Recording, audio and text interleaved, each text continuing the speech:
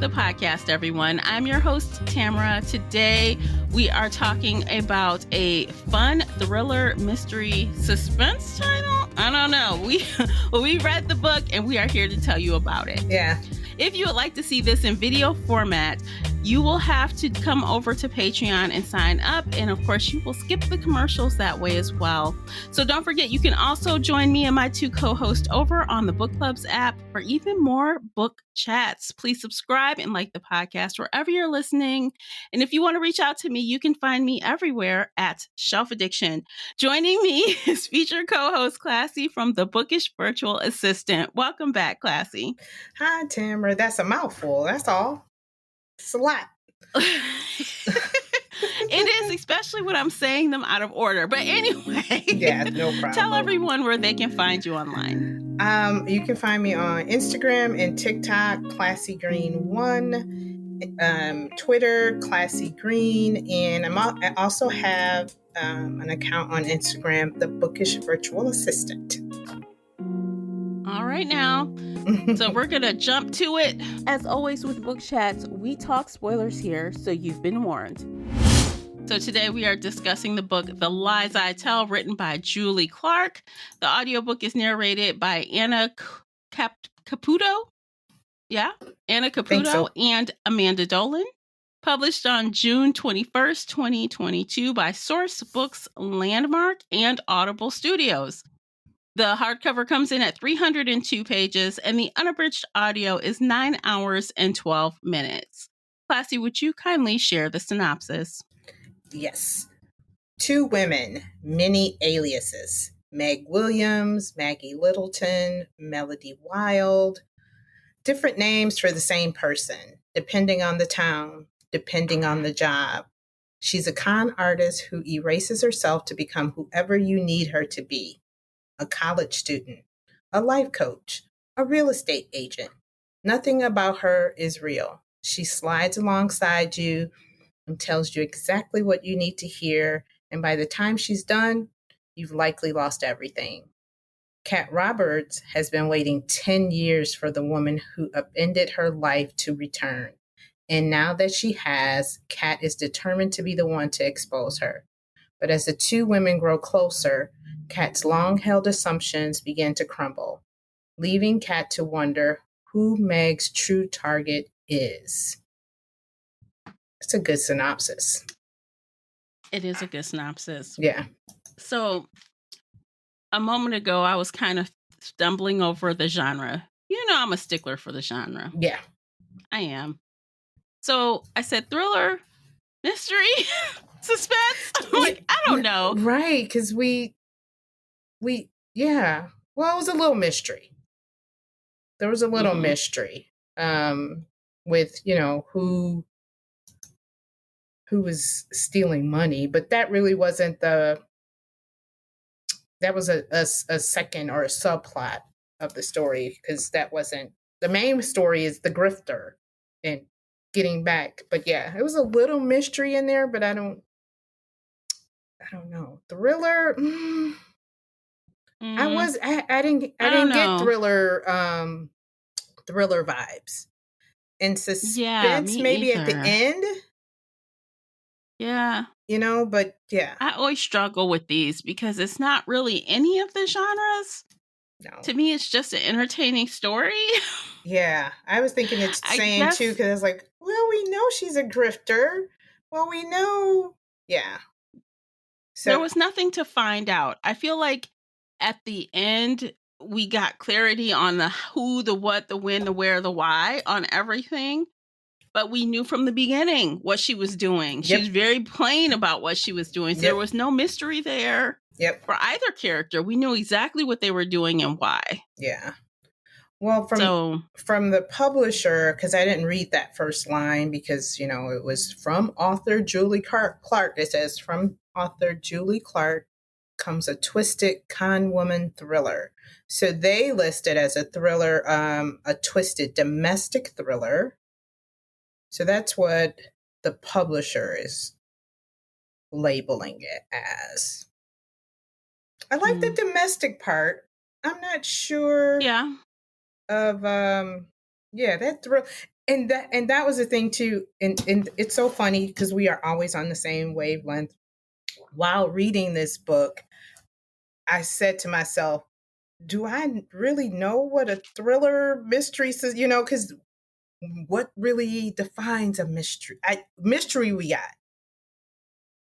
Who did it, basically? Yeah. But that thriller suspense label is hard sometimes. It's a thin line, and I was questioning myself too. Like, do I even know what a thriller is? Because probably our last couple of books we mentioned, the genres did not line up. Yeah. Yeah. So I just Googled really quickly thriller definition. I know we looked at this a couple years ago, but we forget. I forget. Heck yeah. So CRS is real.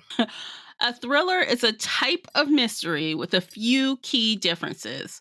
As its name suggests, thrillers tend to be action packed and fast paced with moments of full of tension, anxiety, and fear. Without fail, they are plot driven stories. Okay. That is from an excerpt from Saladin Books. I guess that's where that's from. Okay. Okay, so tension, anxiety, and fear. No, no, and no. No. It was It was. action packed, maybe? Yeah, I felt like it was action packed. It did move fast. I felt. Yeah, thought the pace was pretty quick, especially at the beginning.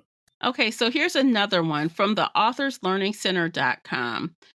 Thrillers should have the 3 C's. These include the contract or promise to the reader, a clock that creates urgency, and a litany of things that go wrong that challenges your main character. Now, that's a very different Definition. description. Yeah. But was there urgency? I guess there was urgency for our main character of Meg because she had a clock on what she was doing.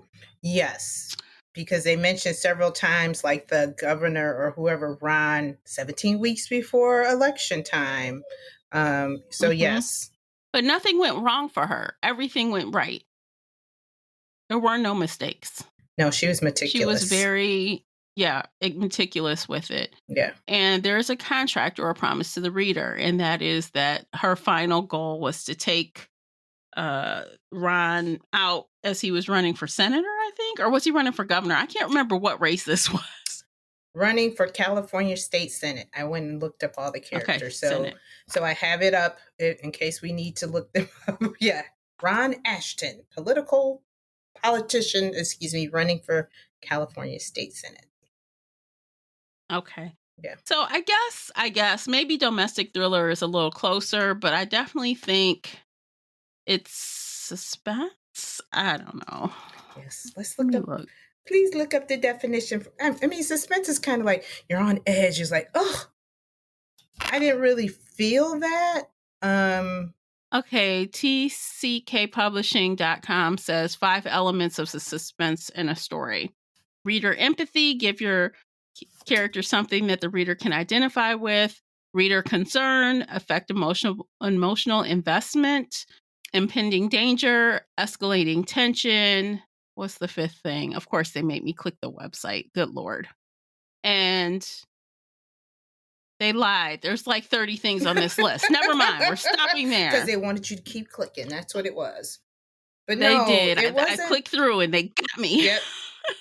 No, I mean, I don't feel like there was, maybe the empathy for the character, like the things that both of the women went through, the homelessness and the conning of out of the house from, or living being homeless, her mother had cancer, those type of things. But I wasn't on the edge of my seat. Like, I can name some books that I was on the edge of my seat. So, okay, so now I'm not crazy. Like, I do know what suspense means. After you said that, I'm like, nope, this didn't tick that. But yeah, maybe domestic thriller, because, it was tame, but it was a good story.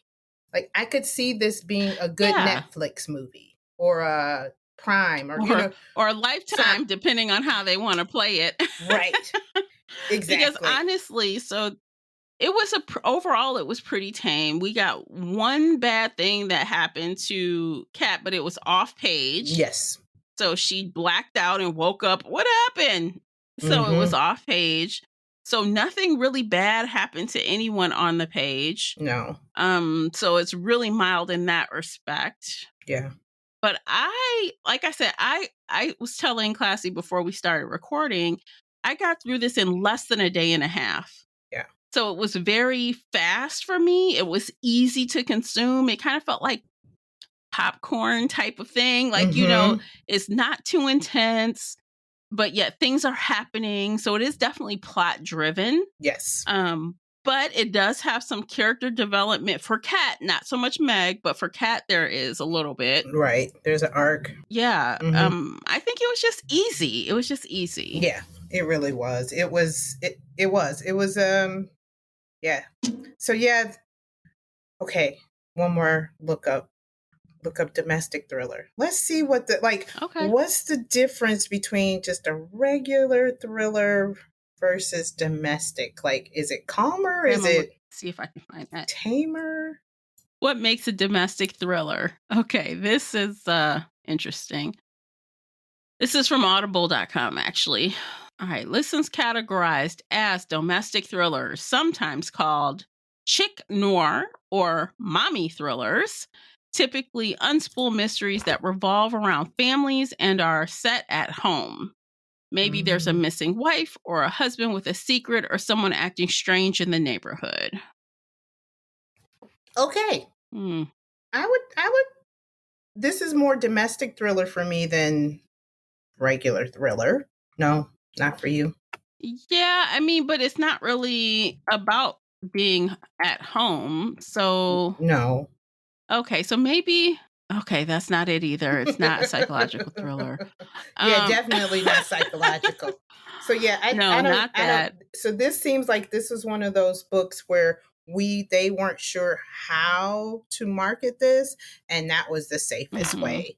And apparently it got um, the readers to read it. I mean, it's what the average rating was 4.13 with 5,777 reviews and 51,185 ratings. So, Mhm. I mean, they I did their guess job. domestic thriller might be the closest. Yes. Yeah. Like we said before we started hitting record, we were thinking of things this reminded us of. And one of the things that you mentioned was that show we liked. We both liked the show Revenge, where Mm-hmm. if you remember that show on ABC, I think it was, Yes. where I think the character's name was actually Emily, right? Was it Emily? Like her father had died in a fire and she was trying to figure out what happened, how he, they said it was an accident, but she didn't believe it was an accident. So she came and like inserted herself in this family. Yes. And no one knew who she was. She changed her name. She changed her hair. Like she said, well, she was someone else. She got involved with the son, tried to marry him, like the whole thing. She was like, I'm in this damn family to find out what's going on. Yes. So it felt like a little bit of that. Yeah, I agree. Because Meg was like fully diving into each of her characters. She became whoever she needed to be to fit in that situation. Like she had like 5 different names. She was a real estate agent, a life coach. So yeah, and the lady's name was Emily from Revenge. So yeah, she basically inserted herself into these people's lives, learned and researched them to fit in, and they were none the wiser because she knew her shit. I think she used some of the tactics that Meg used in this book because Meg says to us throughout the book, I repeat to them what they want, basically. Yes. Like, for example, I mirror it. Feed it right back to him. Yes, feed it right back. Because at the beginning, her first mark was this guy named Corey. Yes. And she pretended to be several types of women on this dating site. So she approached him one way, and he was like, nah, He didn't like that. He didn't even respond. So she went to the far opposite and approached him another way. And then he was like, "Oh, you sound fun, but I'm looking for something serious." And then she said, "Okay, one more go." So she came back, swung back a little bit more to the center, gave him what she thought he wanted to hear based on his responses to the other accounts or lack of. Bing. And he is bing, bing. Hey, what you doing? Hey, girl, hey. Let's hang out. Yeah. Right. So what she does is she doesn't even show up as the person she was pretending to be. Instead, she goes and sits herself right next to him at the coffee shop and pretends that she has a date that doesn't show up. Right. But she set up the date with Corey as that woman that he wanted and never showed up. So it was, So he was stood up and she pretended like she was stood up and she was stood up. Yeah. And voila. Who would have ever thought? Yeah. Why don't we just both go out? Since, your date didn't show up and mine didn't show up. You like coffee? I like coffee. I know, you like black coffee. I like black coffee. And of course, when they start doing the whole get to know you thing, she's regurgitating things he has said to that third girl he thought he was meeting. So she was wondering, is he even going to tell? Can he tell? And he didn't. No, because he was so arrogant. Yeah. And he thought they were soulmates. It's like, oh my God. Idiot. Yeah. Oh my God. Yeah, because he wasn't thinking about that. He was thinking with his, Exactly. Exactly. Yeah. And she knew, okay, so Corey, y'all, was like a predator. He preyed on high school girls. And she was like, I know how to act just young enough to make it seem like I am stupid. Right. Yeah. Wasn't age that range that he likes. Yeah. Yeah. Where he can control because he liked being in control. She played him like a fiddle. Yeah. He did everything she wanted him to do. Yeah. And the bad part is he thought that she was doing everything he wanted her to do. It's like, you idiot. You idiot. So this fool, he bought her a car. And she played him so bad when they bought this car. So he bought her this car because she said her car broke down, all this stuff. But she sold the car. He sold the car. And they go to the dealership, they buy the car. And then, of course, she hid the whatever in the car. So he'd have to go back and look for it. When it was time to put the name on the title, she's like, "Oh, I left the cashier's check in the car. Can you go back and get it?" This dummy goes and she has her name written on the title. She's so slick. Yeah. She's so slick. He comes back looking and she's like, "Oh, I misunderstood. I'm so sorry." Right. And he's like, "Forget it. Just leave it." Yeah. Oh, I thought you said you were getting me a car. I thought it was going to be mine. Yeah. And she's like, "I'll correct it as soon as I can." And she does with fake documents. She's good, man. She talked this fool, and she kept pushing back by every time he would give her something, she would fight it so bad. Yeah. "Oh, let me just buy all these groceries." She's like, "No, I want to help. I feel really bad. I want to pull my weight." So what does she do? She goes bottom of cart shopping, buys bologna and that kind of bullshit that he doesn't want to eat. He is organic. I'm drinking juices. Yeah. So she going to get hot dogs and bologna and shit is serving it up this little bottom of the barrel food in his opinion. Yeah. She bought a tube of ground beef. She made the cheapest spaghetti. But he was like, "Oh, this isn't bad." But he basically was like, "I can only eat so much of this." Look, after 2 weeks, he was like, "No more." He's like, "You gaining weight? I'm gaining weight. Fuck this shit." No. He's like, "Go to the goods store and just let me pay for it." And she just, no. He had to force her to take the card. Right. So she really played a lot of mind games with him. Yeah. Where she got him to do what she wanted from doing almost the opposite, you know, Yeah, like, to the extreme yeah. where it was just like, like you said, he said I couldn't take it anymore. The wine, she bought cheap wine. He was like, Oh, "Oh, what wait. is this?" So look, I am laughing, but I swear to God, if I my know, 21-year-old self had given the age I am now the same wine I was buying back then, I'd girl. be acting just like him. What the fuck is this? I'm Right. not drinking She this. basically bought him a bottle of Barefoot. That's what it is. She bought him a bottle of Barefoot, Yes, and he not comes just in the door, she hands him the glass, and he basically chokes on it. yeah. Yeah, this is my it was and I can visualize it too. The way it was Oh said, my the God. narrator, he was like, I can't do this It anymore. was so funny. I just died laughing. I'm like, this is so crazy. Yes. Like, he is so stupid. And I know the author did that on purpose, but like, I can't help but think like the credit card thing she did with him, she eventually, well, it wasn't even a credit card. He gave her his debit card, gave her the code. And I'm like, first off, who in their right mind gives someone a debit card? She cleaned his ass out. She, Because he was thinking with his, you know what?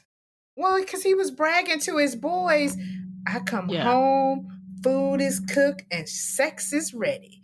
So he thought, I got this young little thing. She's doing everything I want her to do, and all I got to do is just give her the card and she goes shopping. So, and Mm-hmm. that's what I thought. Like you said, the author did this on purpose because men like that, especially predators and older men who like younger women, that's what they want. I want a meal when I come home. No talking back. I could tell her what to do because he kept telling her, "You need Yeah. to do this. You need to do that." Well, And she also said they like to solve problems. I'll make up problems for him to solve so he can feel important. exactly, exactly. And she Mhm. played the role to a T. She Mhm. played young and dumb to the maximum. She could have got an Oh award. yeah. Yeah, she should have gotten an Yeah. award. Yeah. That was so spectacular. I'm like, "Oh my god." And I Yeah. know there are women out here that do this to dudes to get stuff. I know people are out here that do this. They Heck use these kind of yeah. tactics, but I'm like, "Oh my god." Arm I find it candy. hilarious. Yeah. She was Yeah. basically like arm candy because he was probably like, look, I got this little young filly over here, because he didn't want her to work, right? I think he didn't want her to work. She was going to school. And Like, he so, bought her a MacBook, he bought her an expensive yes. ass laptop, If and you, she was like, "Oh," she made all these excuses. I mean, the friend Nick almost caught her up a couple times. He was trying, like, he was like, yeah, "Does that school even have dorms?" I You know? know. It Right, was a so at city first she's living in school. the dorms. Right, it's a city school, and at first she said she was living in dorms, but she was living in her car, and she Hmm. was tired of it. So she's like, "I will act like I got kicked out of my dorm," and just burst into his apartment, like, boohooing and crying, and he did ask her to stay. Yeah. That's how it started. Mm, I just, I know it's bad, that she tricked him, but, he was a he predator. deserved it. Yeah, he did. He deserved it. He was a Yeah. perp. He was a creep. He was a teacher who, was um, molesting his students, and he was the principal by the time she met him. But Yeah. back in the Mhm. day, she was a student at the school where he taught, and he raped, I won't even say molested, he raped her Yeah, he friend, raped. the one girl at the school who kind of took her under her wings. And the girl wound up getting pregnant, um, and basically went into a depressive state. Her parents, Mhm. she wound up having an abortion, but basically kind of disappeared. Nobody kind of heard from her except for her Mm, friend who didn't tell anybody. But she was the right. one friend that Meg had at that school and took up for her because she was poor. And Yeah. I can't remember the girl's name, but she was like, girl code, we got to stick together. And Yeah. I really love that theme because so many times in real life, you want to pit women against each other.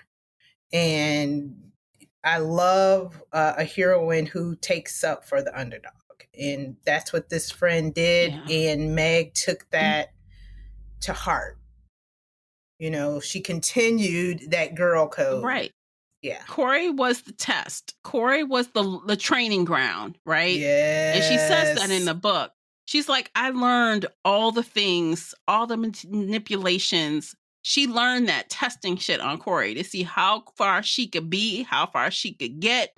Yep. So she spent a lot of time working on him before she bounced. Yeah. And set and shared all his little stuff with important people. He lost his job and all the things, and took the money and the car and the MacBook Pro and left, disappeared. Deuces. Yeah. Deuces. Yeah. And that is like, she's kind of like this vengeance, like revenge is like the whole theme of this book. Revenge from Meg's point of view, to revenge on different men who have screwed over women for different things, right? Yeah. Because then after that, we didn't get a whole lot of time with her other escapades. You know, we hear a little bit about this, a little bit about that, a little bit about this. And then her main bulk of the story is like present day. Right. You know, is it like 10 years later after she left the Corey situation? Yeah, it was 10 years. She is now in pursuit of trying to get this guy, Ron, to pay. Get him to pay for something he did to her family, her mother, and to her. Yeah. And I mean, Corey was a very good beta tester for her, for what's to come. You know, because he had, you know, he had a nice, I mean, not the status of Ron, but she learned a lot by grifting Corey. So, but yeah. So she went from taking about 50 grand from Corey. I think that's what she said. She got out of him about 50 grand, 40 something grand or 30 something. Or something. Yeah. And a car. Yeah. Yeah. And a car. And of course the expensive stuff he was buying. She went from that and escalated up to $7 million she got out of Ron. Yeah. Yep. Even more than that, she got a $7 million home that he purchased, quote unquote. But he was also paying her. He was also paying her for her services, life coaching services. Yep. And now see, this is how greedy dudes are. They're so fucking greedy. He was getting divorced. He didn't want his wife to have half. So what does he do? You know, Meg drops in his ear that all the things she thinks he wants to hear. Oh, I managed to get out of this. I managed to keep all my money from my ex. And this is what I did. And she says, you know, it's really not legal. So I wouldn't recommend it. And she lets him pull it out of her. And when she does, hook, line, and sinker. Yep. Gotcha. Before you know it, he's paying her 50 grand a month. Yeah. Because she was doing work. She said, I'm getting paid for the work I'm doing. Yes. And she was supposed to see the premise was he's just not giving her the money. She's supposed to hold it and give it back. Yes. That's the whole thing. Yeah. That's the con.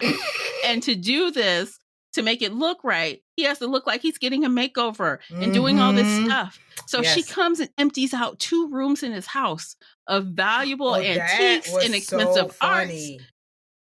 He just lets her take 2 rooms out of his well-to-do home of shit just gone, and she sold it all. Yeah. So she took all the cash he was paying her for months. Months and months, plus all his furniture. She sold everything. So that is money she pocketed. Yeah. And that's that fast-paced part that we were, you know, talking about, how the book went fast, you know. And the way she did these scenes, you know, she would just show up and and he would come and it's like, what are you doing? Oh, you need to do this, blah, blah, blah, blah, blah, blah, blah. You know, it was, and it was basically like, if you don't do this stuff now, you're fucked. You know, like you need to get this stuff done. She was creating a sense of urgency for him. Yeah, she was. And and that's how she did it. Like, we got to get this done. You got to do it quick, blah, blah, blah, blah, blah. And he's just like, well, this which way is do I go? Which way do I go? The author set it up because at the beginning when they were playing golf, she said, when is your I forgot what they called it when you have to show all of your income and stuff. Oh, It was yeah. a date set for that. Yes. And she's like, well, you got to move now. And she Mhm. actually started low. She said like 30 grand a month or something. He's like, well, that would not meet the amount of money I'm trying to stash. Can Yeah. I do 50? Yeah. He had a deadline because he needed to move this money and it had to look like he was actually using a service that his wife cannot get half of. How do you get half of life coaching? You can't. Nope. It's just Nada. spent. Yep. I'm making myself better.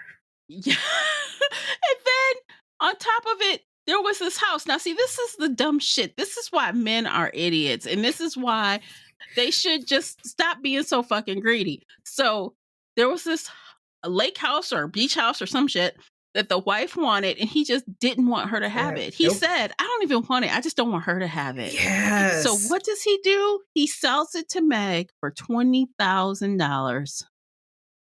And she's like, oh, I'll sell it back to you at the end. Does she? No. Did he get anything in writing? Apparently not. No. Because it's illegal. Yeah, all the that's stuff true. he was Right, doing was that's illegal. Right. I forgot about that. So yeah. And he was using money from his campaign. Remember, he was running for senator. So he moving money around, doing shit. Well, there's somebody else did this in the news right now. But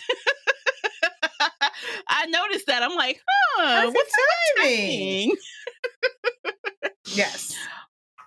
But I'm like, God damn, DC, that's what you get, yo greedy ass. This is exactly what you get. Yeah. I mean, because he was even bragging, though. Even, he was bragging about, this dinner that we just had or whatever, paid on my credit card that's funded by. And she was like, isn't that illegal? It's not illegal if you don't get caught. And she's just I know. I'm like, oh my God. Perfect. Gotcha. Exactly. Yep. All the things. And I mean, this guy was bad because what he did was when she was younger, her mother was sick. She had cancer. She was ill. They inherited this house. They couldn't stay on top of things. And he conned her into signing a quick claim deed. Yeah. So he got his name on that deed and kicked her out the house, her and her child. Yeah. Yep. And that's the house he's living in now. She had 7 days, no time. No. So they were living in their car. And then, he was a straight up asshole. Yeah. And to make matters worse, the mother died like a year later. Mm-hmm. So, of course, she was very angry. Yeah. Yep. So, of course, she got him to sell the house. But I thought she was going to take the house, but she didn't. She didn't take the house because she knew she couldn't stay. She couldn't stay. So she found a legitimate buyer for it. So that was what got him to believe pretty much anything she told him, because she did do one legitimate transaction for him before she got him. Yep.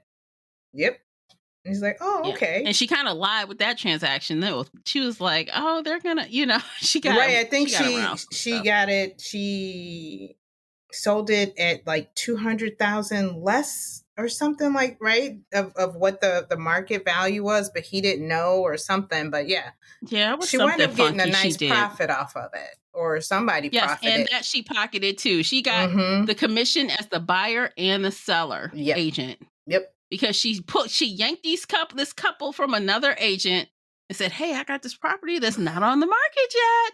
So she got buyer and seller commission. This woman just taking everybody money left and right. Yeah.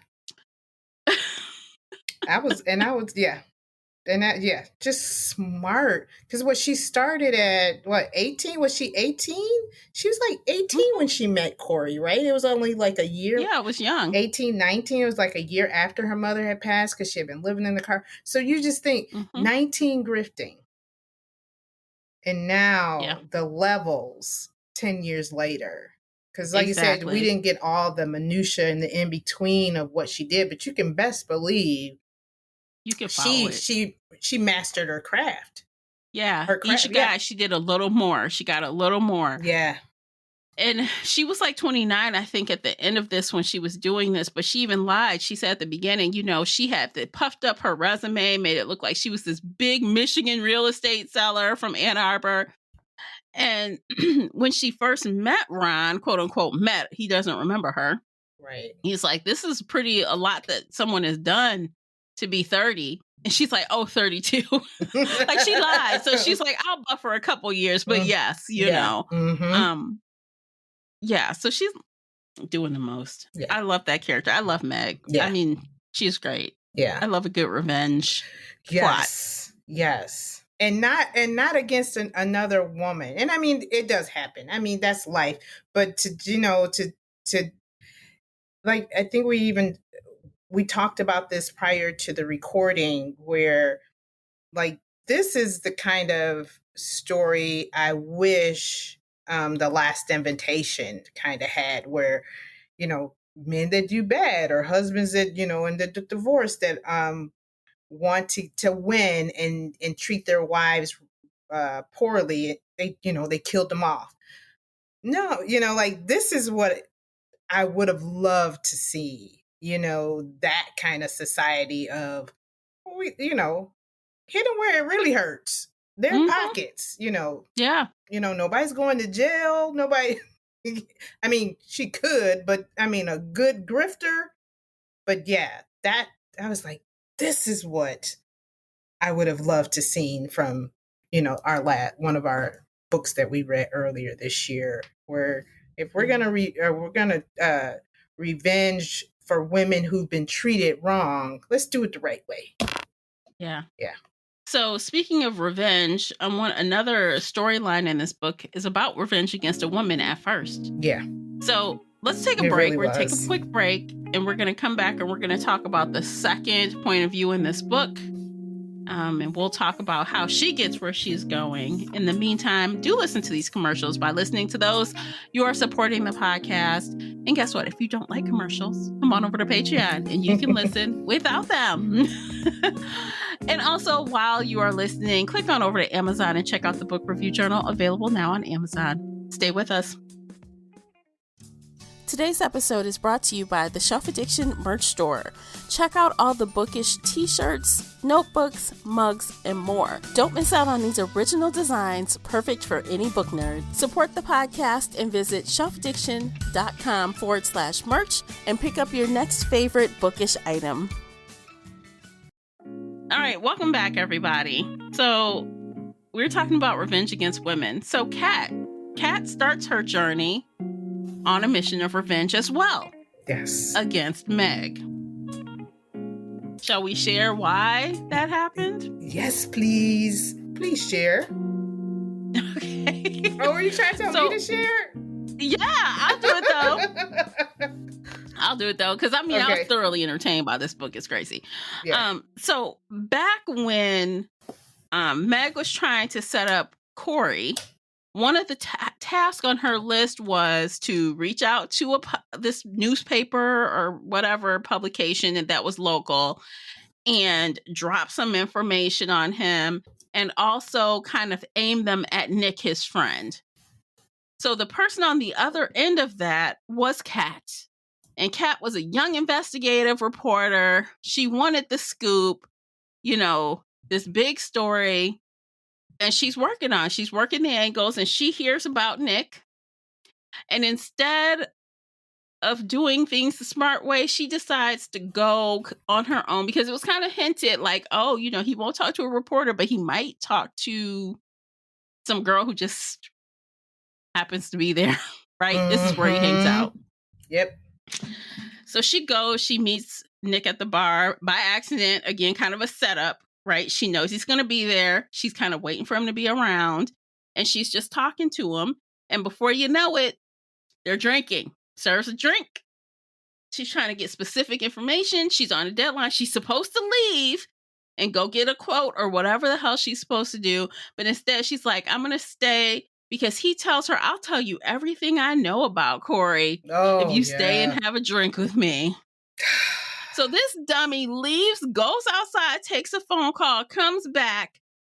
She decides to stay and drink. So she downs her drink, and that's basically the last thing she remembers. Yeah. Yeah. She wakes up the next day. He drugged her. He raped her. Yeah. And instead of going to the police, she's like, think like a man. Think like a man. I need the story. So she goes about her business to try to get the stuff in before the deadline, but it wrecks her life. Like she kept her job, but she couldn't even do it. So she ends up quitting her job. Yeah. She can't, she's wrecked. Yeah, she can't deal with it. I mean, it was a lot. Yeah. Yeah. As you would think, but she didn't do the proper steps. She just tucked it away and it didn't work. Some people can tuck it away. She didn't even and it's report it. tucked. She didn't report it No. because she was like, who would believe her? Right. But not only that, she said in the book, I have a deadline. If I don't get this done, I'll lose my job. Right. And she said, if I report it, it's going to take all this time to file the report. It's going to take all this time to do the rape kit, and the deadline will be missed. Mm-hmm. So she made a choice. I'm going to do this job instead of take care of myself. Yeah.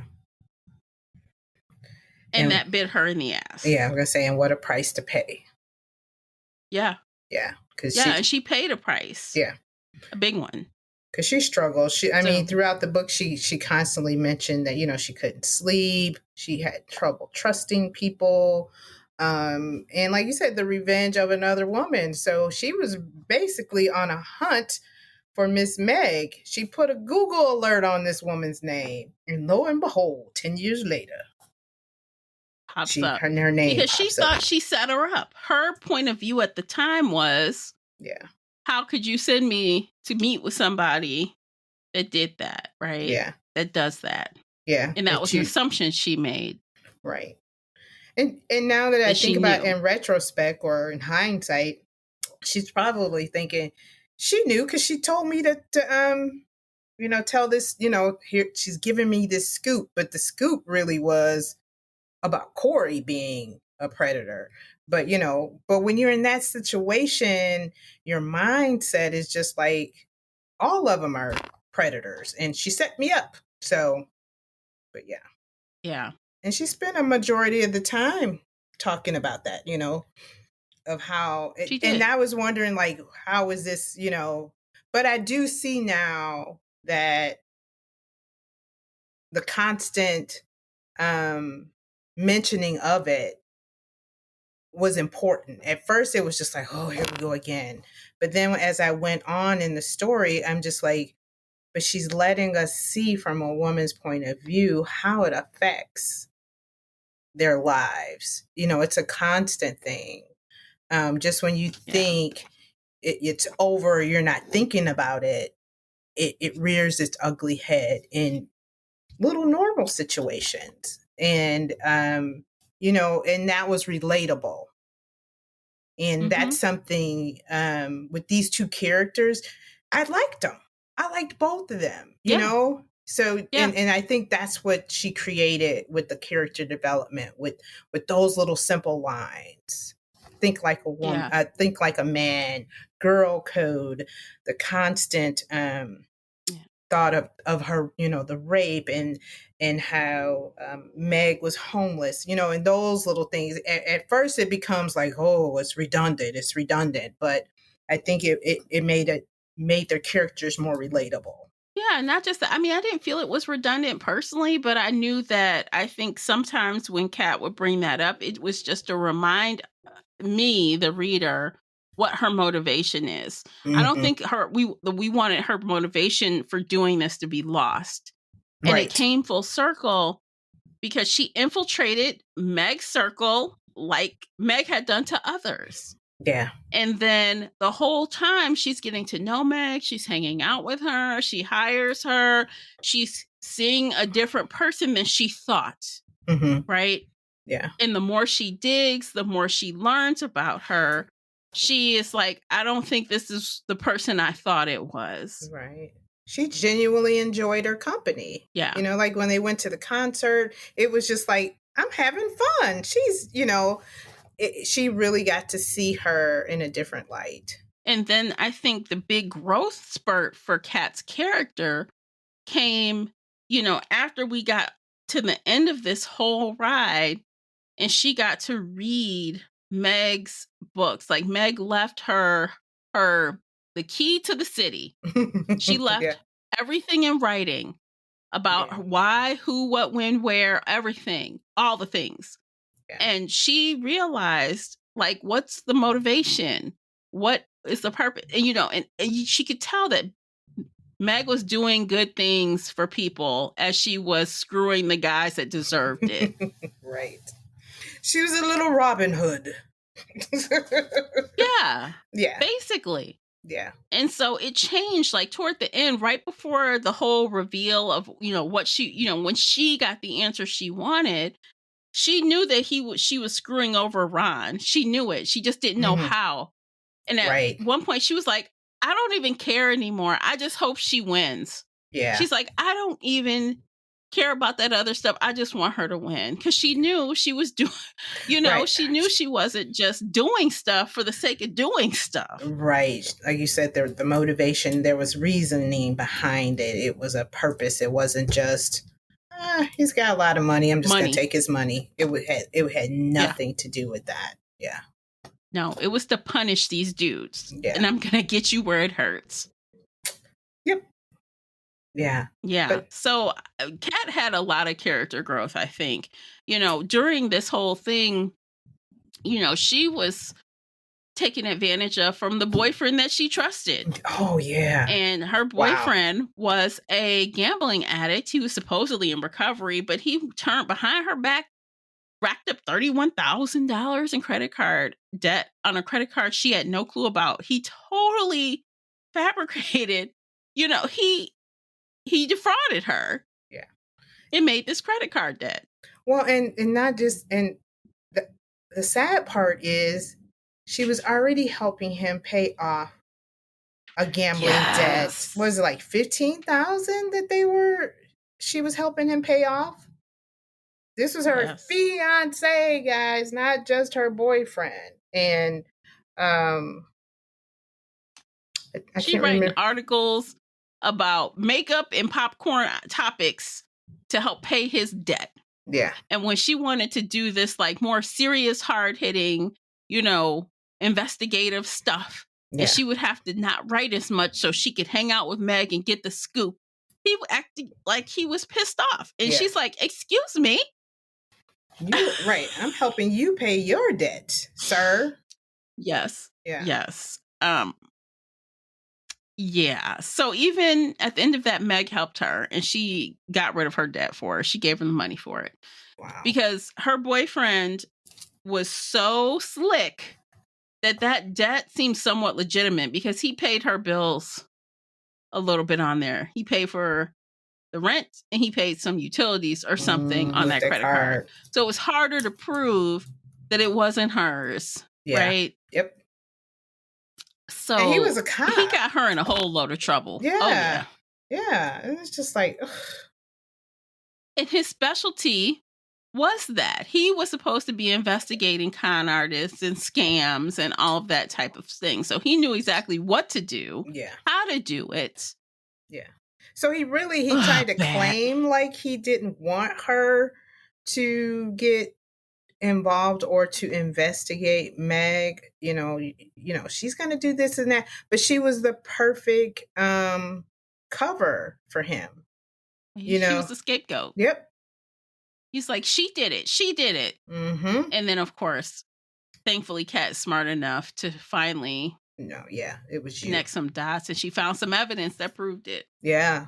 Even Meg was telling her, I think he's gambling, which, that's that doubt, because she's like, but you're the grifter. He's in rehab. He's going through, Gamblers Anonymous. He would do anything like that. And, and that's the thing. When you love somebody, you're like, no, he wouldn't do anything like that. And in her mind still, because she doesn't know, Meg did her dirty. So she wasn't going to believe anything she said. The whole time, though, she kept saying, but why would she do this? For what? Why? Yeah. What's her reasoning? Even if she found me out. That was the thought that he had in her mind. Oh, she knows who you are, which she did, by the way. Right. But she didn't know that, right? Kat didn't know that Meg knew. She was making some assumptions, but she couldn't figure out the motive for her to do that to her. That's again, we talk about motives. Yeah. Because she's like, I'm low on the totem pole compared to the people you're grifting. So low. Yeah. Yeah. So I think she knew, but she just wanted to believe in her fiance. She didn't want that to be true. Yeah. You see what you want. Yep, exactly. There's little signs where you're like, not my man. I know.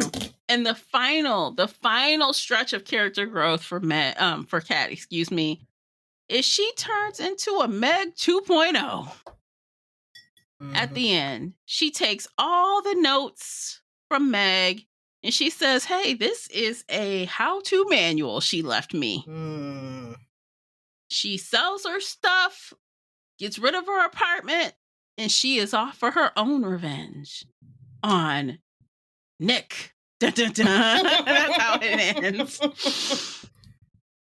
Yeah. So, yeah. No. Kat has had a lot of growth. She grew a lot in the series, in the book. Me. Will it be a series? It could be. We could follow her and see what she does to Nick. Right, because he won't remember her. He's done that to probably hundreds of women by now. Yeah. He won't remember her. No. And she says that. Will he even remember me? He won't. No. She's just a number. Just a number. He could care less. Notch on the belt. That's all she is. Yep. Because he does that a lot. Because remember earlier in the book where Meg was like, she spilled this woman's drink because she knew that Nick was trying to get her to keep drinking. Yep.